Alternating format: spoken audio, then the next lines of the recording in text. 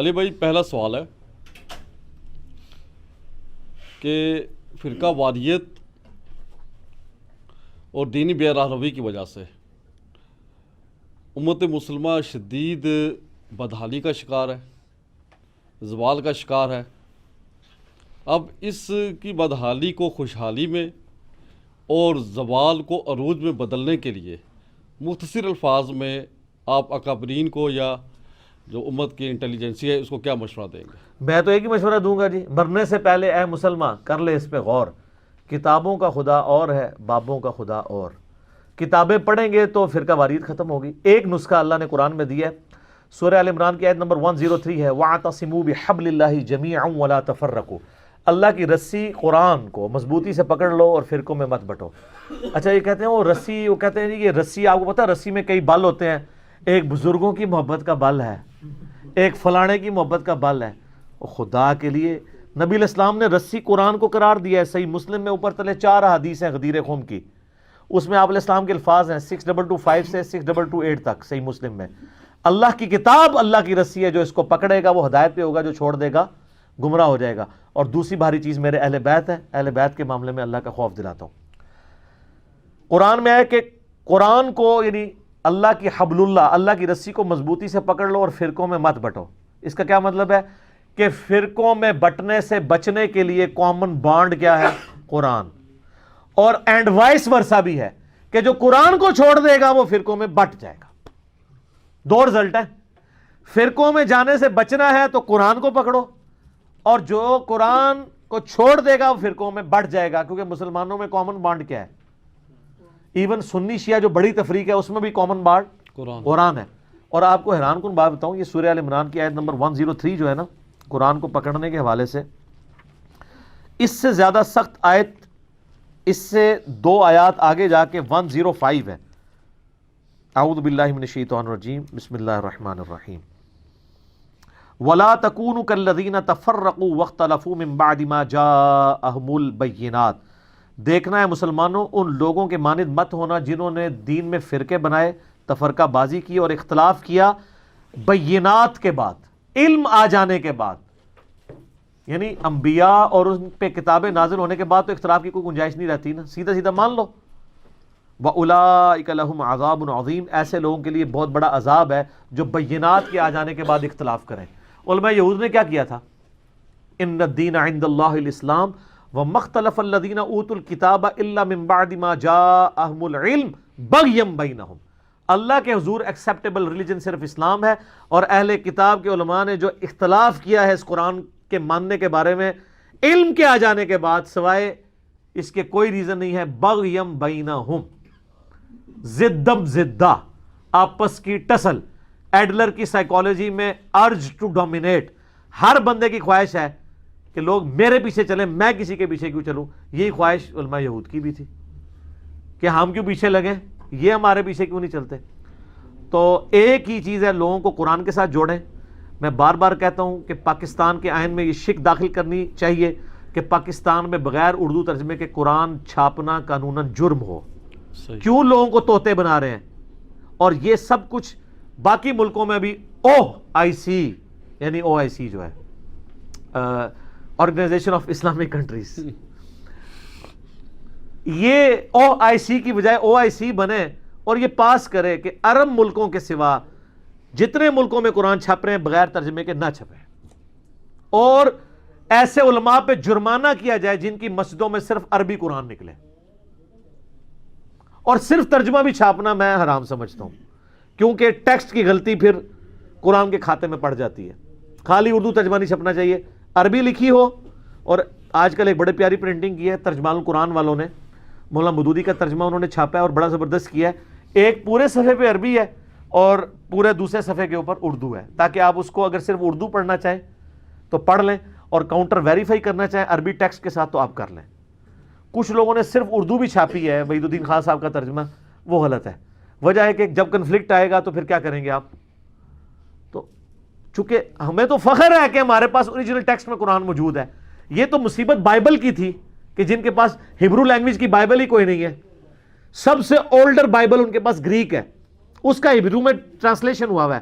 قرآن کا عربی میں ٹرانسلیشن نہیں ہوا, قرآن خود عربی میں نازل ہوئی ہے, انگلش میں ترجمہ کریں, چائنیز میں کریں, اور اللہ کا شکر ہے سعودی حکومت سے لاکھ اختلاف, لیکن یہ اتنی بڑی نعمت ہے امت کے لیے کہ جتنے لوگ حج پہ جاتے ہیں ان لوگوں کو ان کی زبان میں ترجمے وہ فری بانٹتے ہیں. ہر حاجی کو, عمرے والے کو تو نہیں دے سکتے, بہت زیادہ خرچہ ہے, حاجی کو وہ دیتے ہیں. یعنی میں اور میری وائف 2007 میں حج پہ گئے تھے, ہم دونوں کو الگ الگ انہوں نے قرآن دیا تھا فری. وہ یعنی قرآن پاک کی, یعنی اگر آپ دنیاوی اعتبار سے دیکھیں تو 1200-1300 روپے اس کی مالیت بنتی ہے کم از کم. آرٹ پیپر کے اوپر وہ چھپا ہوا ہوتا ہے اور اچھی کوالٹی کا پیپر ہوتا ہے, فری وہ بانٹ رہے ہوتے ہیں. تو قرآن پاک ترجمہ کے ساتھ ہوں, اور جس طرح ابھی ہمارے پاس کورس بھی آیا ہوا تھا ریویو کے لیے, عمر بھائی آپ نے بھی وہ ریویو کیا ہے وہ کورس, جو 5ویں تک کا اسلامیات کا کورس ابھی جو پی ٹی آئی کی گورنمنٹ نے اس کو ریوائز کرنے جا رہے ہیں, اور اس میں کئی لوگ ہیں جو یعنی اسٹوڈنٹس ہیں ہمارے ویڈیوز کے اعتبار سے جو اس میں شامل ہیں, ان تک یہ بات پہنچائی ہے کہ بھی یہ 6 کلمے جو ہیں اس میں 4 کلمے ثابت ہیں, اگلے 2 کلمے جو ہیں یہ لوگوں نے بنائے ہیں, یہ کورس میں سے نکالیں. دعائے قنوت وہ والی سکھائیں جو قنوت نازلہ والی نہ سکھائیں جو آپ پڑھتے ہیں, قنوت وطر والی بھی سکھائیں جو اصل دعا ہے, اللہم اہدنی فیمن ہدیت. صبح شام کے اذکار بتائیں, اور اسی طریقے سے اس میں قرآن ترجمے کے ساتھ بھی انہوں نے شامل کیا ہوا ہے. میٹرک تک گامدی صاحب نے بھی جو وہ کورس ریوائز کیا ہے نا براڈ بیس ایجوکیشن والا, اس میں ہے کہ میٹرک تک پورا قرآن ترجمے سے کور ہو جانا چاہیے.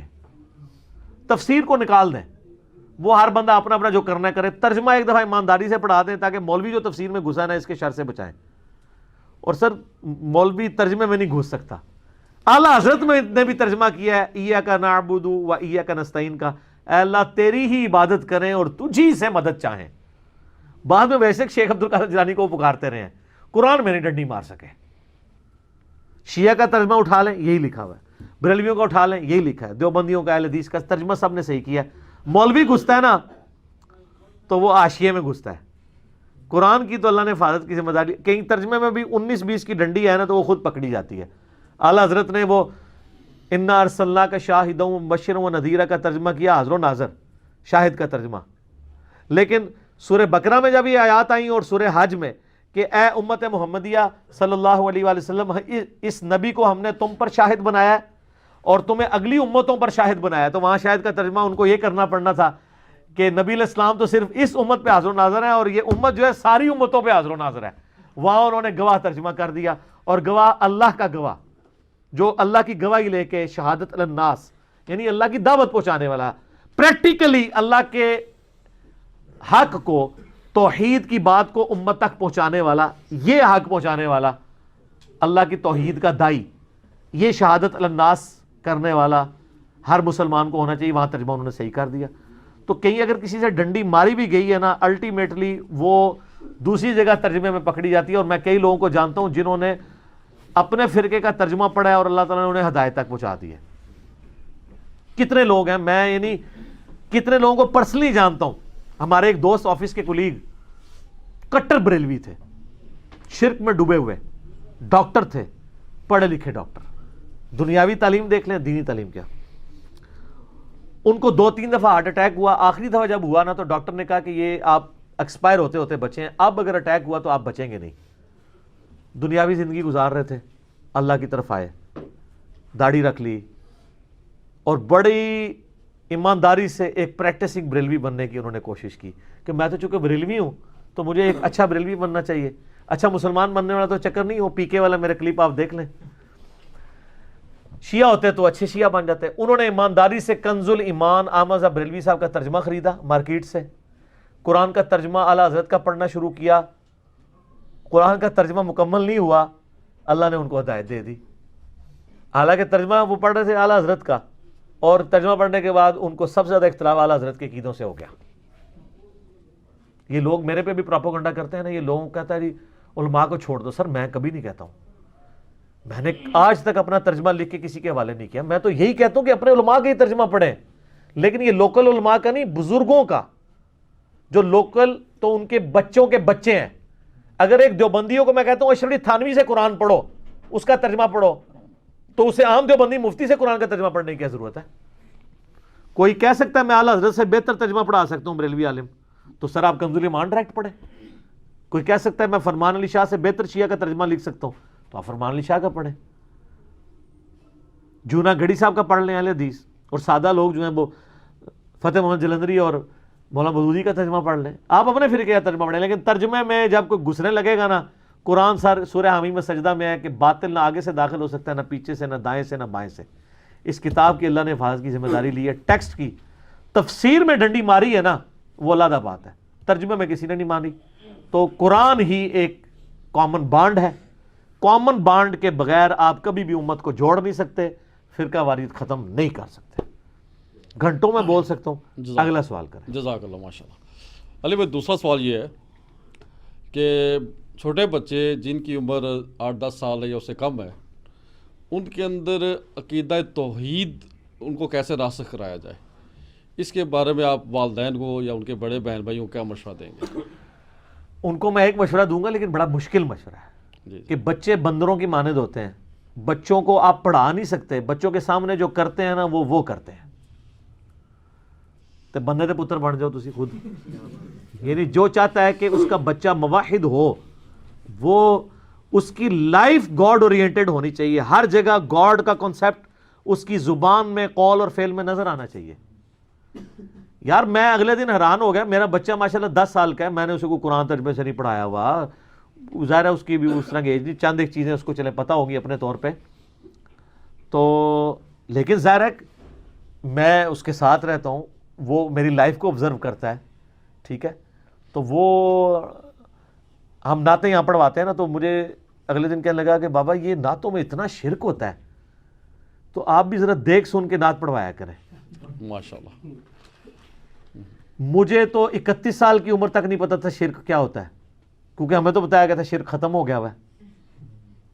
सिर्फ यह है कि हर बंदा जिबिली तौर पे तौहीद के ऊपर होता है जब तक उसे कोई पढ़ा ना दे। कई एक चीज़ें हैं जो जिबिल नहीं है। मैं आपको बताऊं, मैं FSC का स्टूडेंट था, तो मैं जोर असर के अंदर इमाम के पीछे सूरह फातिहा पढ़ता था, सूरत भी पढ़ता था। ज़ाहिर है मेरी अकल नहीं मानती थी कि मैं अब इमाम की किरात तो नहीं सुन रहा, तो खामोश खड़ा रहूं, बैठ के नुमेरिकल्स हल करता रहूं अपने स्कूल के। तो मैं यानी बालिग होने से पहले भी नमाज पढ़ा करता था, उसके बाद भी। तो मैं नमाज में सूरह फातिहा ये सब कुछ पढ़ता था, जोर असर की बात कर रहा हूं, और मगरिब और इशा की आखिरी रकतों में जिसमें इमाम खामोश होता है। मेरी बदकिस्मती के हमारे मुफ्ती साहब एक दिन मिले, तो बात होते उन्होंने कहा कि नहीं नहीं, इमाम के पीछे तो फातिहा पढ़ने वाले के मुंह में अंगारा। तो मैं उनसे कहता था कि ये कैसे, मतलब मैं मानूं इस बात को कि अब खामोश खड़े रहे। हम कहते हैं खामोश खड़े रहे। वो तो मैं बाद में पता चला कि ये तो मसला ही बहुत छोटा है। इससे बड़ा मसला ये है कि अगर कोई मुकीम मुसाफिर के पीछे नमाज पढ़े और इमाम मुसाफिर 2 पढ़ के सलाम फेर दे, तो मुकीम जो बाकी 2 पूरी करेगा उन 2 में भी खामोश खड़ा रहेगा, क्योंकि वो तसव्वुर होगा कि इमाम के पीछे है। ये कराची के मुफ्ती साहब ने भी इसका दफा किया है बगैर दलील के। उन्होंने कहा ऐसा ही हुआ करता है, लेकिन उनको नहीं पता अब नहीं हुआ करता। क्यों? अब लोगों में एक नारा है कि ना मैं वाबी ना मैं बाबी, मैं हूं मुस्लिम इल्मी किताबी। तो आप खुद गॉड ओरिएंटेड बने, अपनी जिंदगी में अल्लाह को लेके आए, अल्लाह का तसव्वुर, और लोगों से जब बात करें, घर वालों से बात करें, तो खुदा उसके अंदर झलके। नबी अलैहिस्सलाम की हर चीज़ अल्लाह के गिरद थी। हम लोग तो अल्लाह को निकाल के अंडरस्टूड एक अखलाकियात में बातें कर रहे होते हैं। हमें अपने बच्चों को हर मामले में ये कहना चाहिए कि अल्लाह नाराज़ होता है, अल्लाह का ये हुक्म है, सही बात। इस तरह। और उनको बताएं कि भाई, मैं तो अपने बच्चों को कहता हूं कि मेरा तो दिल करता है तो तुम्हारी हरकतें तुम्हारे मुंह पे थप्पड़ मारूं, लेकिन नबी अलैहिस्सलाम ने चेहरे पे मारने से मना किया है। लेकिन मैं क्या करूं, मेरा गुस्सा ठंडा नहीं होता जब तक मुंह ना तोड़ूं तुम्हारा। लेकिन मैं बचता हूं कि नबी अलैहिस्सलाम ने चेहरे पे मारने से मना किया है। तो हर चीज़ नबी अलैहिस्सलाम, अल्लाह ताला उसके फरामीन के गिर्द ओरिएंटेड हो, तो फिर आप देखेंगे कि आपको सिखाने की ज़रूरत नहीं पड़ेगी, खुद ब खुद बच्चे सीखेंगे। और इवन आपको, क्योंकि वो जिबिल्लत के ऊपर है। अगले दिन मुझे मेरा बच्चा कहता जी वो बाबा जो मेरे लैपटॉप पे तो अजीबो गरीब किस्म की गंदी तस्वीरें आ जाती हैं, तो फरहान अंकल आए तो मुझे ये आपने ना निकलवा के देनी है। मैंने बड़ी कोशिश की है, तो मैंने तो इसको कहा ये गंदी तस्वीरें होती हैं जो साइड पे इश्तिहार खुल जाते हैं। उसको तो अभी उसकी उम्र भी इतनी नहीं है कि उसको सेक्स के वाले से एजुकेशन भी हो, लेकिन जिबिल्लत पे इंसान होता है, तावक्त है कि कोई जिबिल्लत आपकी बिगाड़े ना। जो बुखारी मुस्लिम में हदीस है कि हर बच्चा फितरत पे पैदा होता है, उसके माँ बाप उसे यहूदी, ईसाई और मजूसी बना देते हैं। सर क़यामत मुज़मिर है इस हदीस के अंदर, ठीक है। तो फितरत पे होता है, तो उसके लिए सर بہت آسان کام ہے لیکن دنیا کا مشکل ترین کام ہے کہ اگر آپ چاہتے ہیں توحید راسخ ہو تو آپ خود توحید پہ ہوں، گاڈ اورینٹڈ ہوں، اور پھر ذرا شعور کی عمر میں آئے نا، قرآن پڑھائیں. اور مولانا مودودی کی ایک کتاب ہے دینیات، سر کمال کتاب ہے، بلکہ عمر بھائی کو تو پتہ ہی ہے، آپ لوگوں نے تو اپنے کورسز میں پڑھی ہوگی. جیل مکتب اسکول میں پڑھائی جاتی تھی یہ کتاب اس زمانے میں. انڈیا میں تو اسکولوں کے اندر دینیات پڑھائی جاتی ہے. یہ کتاب پہلی دفعہ، یہ دینیات، ہم تو بچپن میں آپ لوگ تو اسلامیات پڑھتے نا، ہم دینیات بھی پڑھتے رہے. وہ دینیات ورڈ پہلی دفعہ ڈیوائز ہی مودودی صاحب نے کیا ہے. اس میں انہوں نے جو ینگ ایج میں لوگ جا رہے ہیں نا خدا کا کانسیپٹ، ایتھیزم کے خلاف کہ کائنات خدا نے بنائی ہے، کسی یعنی سپریم بینگ نے اس کو کنٹرول کیا، یہ اس حوالے سے انہوں نے اتنی پیاری گفتگو کی ہے. اس کا پی ڈی ایف بھی ہم نے اپنے گروپ میں شیئر کروایا تھا. چھوٹی سی کتاب ہے، کمال کتاب ہے، وہ پڑھنے کے لیے دیں تو کانسیپٹ کلیئر ہوگا. لیکن کتابی باتیں کتابوں میں رہ جاتی ہیں جب تک آپ پریکٹیکلی خود گاڈ اورینٹڈ نہیں ہوں گے.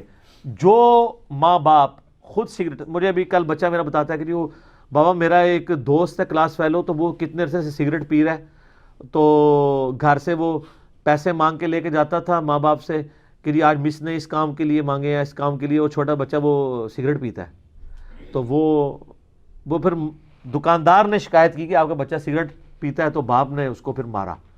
تو میں نے اس سے پہلا سوال کیا کہ وہ جو جس باپ نے مارا ہے وہ بھی سگریٹ پیتا ہے؟ تو کہتا ہے ہاں بابا اس کے بابا بھی پیتے ہیں. تو میں نے کہا وہ سگریٹ کبھی نہیں چھڑوا سکتے. کیوں؟ Forbidden fruits are always sweet. جبکہ آپ خود بھی کھا رہے ہوں، جو آپ کام خود کر رہے ہیں، آپ کس طرح کسی کو منع کر سکتے ہیں کہ یہ کام کرنا جو ہے وہ برائی ہے؟ وہ کہتا ہے یہ کر رہے ہیں تو پھر مجھے کس طرح روک رہے ہیں؟ جو مائیں خود نماز نہیں پڑھتی، جو باپ خود جمعے کی نماز کے لیے بھی نہ جائیں، وہ اپنے بچوں کو کہے کہ بچہ نماز پڑھو. تو یہ اسی طریقے سے ہے جیسے ٹی وی پہ آ کے بڑے بڑے لوگ ہمیں اخلاقیات کا درس دے رہے ہوتے ہیں اور خود زندگی میں انتہائی بد اخلاق لوگ ہوتے ہیں. وہ بس یہ اسی طریقے سے ہے. کتابی باتیں کر کے سائڈ پہ ہو جائیں، پریکٹیکلی خود اپنے اوپر طاری کریں اس چیز کو. اور قرآن سب سے بہتر کتاب ہے کسی کو توحید سکھانے کی. قرآن جس جاہو جلال سے سٹارٹ ہوتا ہے اینڈ تک وہ تو سب کچھ گاڈ کے گرد گھومتا ہے، اللہ کا تصور. اور اس کے لیے کوئی اللہ کی ضربیں مارنے کی ضرورت نہیں ہے، کوئی سبحان اللہ کی تسبیح پڑھنے کی ضرورت نہیں ہے. پہلے کانسیپٹ کلیئر ہو، ایک فیصلے کی ضرورت ہے، باقی چیزیں بعد میں آتی ہیں. ٹھیک ہو گیا جی؟ جزاک اللہ خیر.